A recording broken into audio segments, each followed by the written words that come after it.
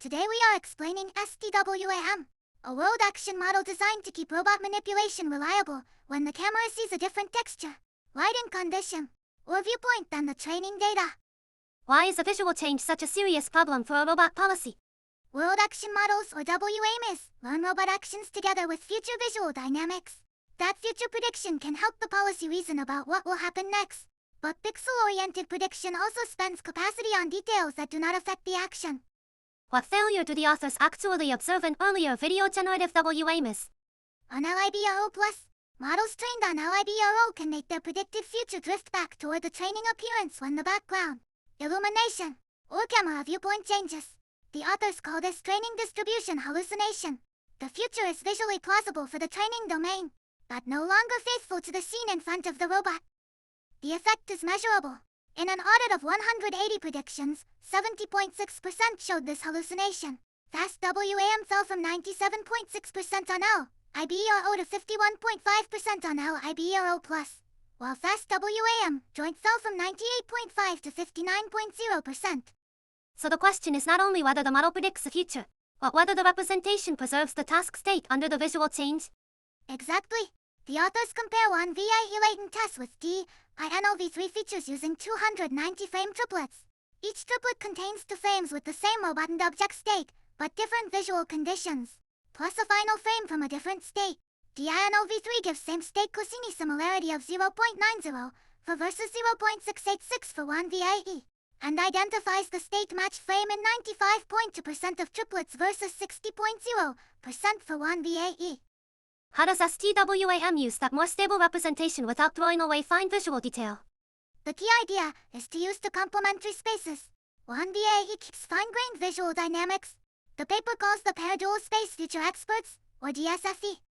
What does each branch contribute to the action decision? The visual future expert predicts future VIE latent tests. The semantic feature expert predicts future DINO features. And the action expert predicts a chunk of robot actions. A three-branch mixture of transformers lets the branches exchange information during training, so action generation can use both detailed dynamics and stable task semantics. The training mask is asymmetric. Current VA and DINO tokens form clean anchors. Future streams can read the anchors and each other, while action tokens can read the current streams but not future targets. This prevents future target leakage into action generation and prevents action noise from disturbing future modeling.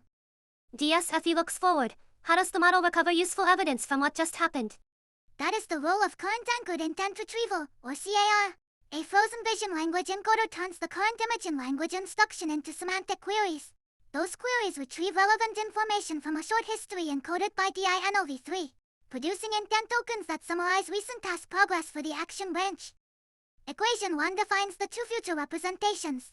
Z-supraps3 is the VIE encoding of the observation sequence, and Z-supraps is its DINO encoding.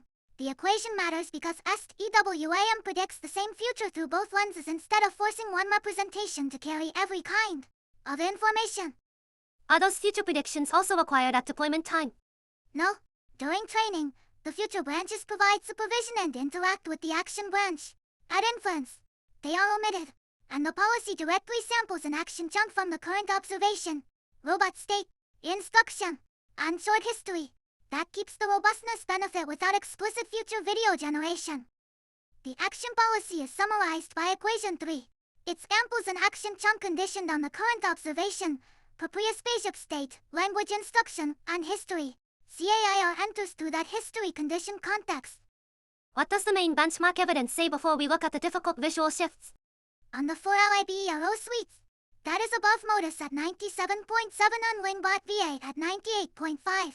And it shows that adding semantic supervision does not sacrifice standard manipulation performance.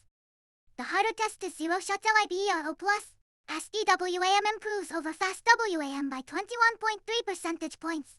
That result directly targets the failure mode identified earlier, preserving the task state when the visual distribution changes. On the bimanual Robo Twin 2.0 benchmark, ST-WAM reaches 92.8%. The complete action chunk inference call takes 756.17 milliseconds compared with 609.30 milliseconds for Fast WAM. That is a 1.24 times latency increase. Does the improvement survive outside the simulator, where the robot must cope with several kinds of appearance change at once? Yes. On 5 real-world tasks, the evaluation changes the tabletop background, lighting, object appearance, or all three together, without fine-tuning. Under visual shifts, the ST-WAM succeeds on 25.8% of trials, while ST-WAM reaches 61.5%. That is more than double the success rate. The qualitative attention analysis supports the mechanism. Action to DINO attention concentrates more on manipulated objects and interaction regions, while action to VIE attention spreads across broader scene areas. The semantic branch is therefore not replacing visual dynamics, it is adding task-focused guidance.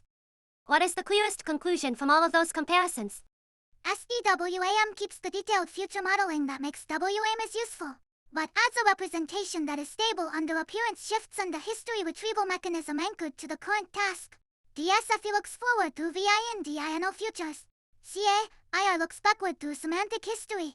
The action policy combines both without generating future video at deployment. So the evidence says semantic-temporal modeling improves robustness while keeping normal task accuracy and practical inference speed. That wraps up this paper walkthrough.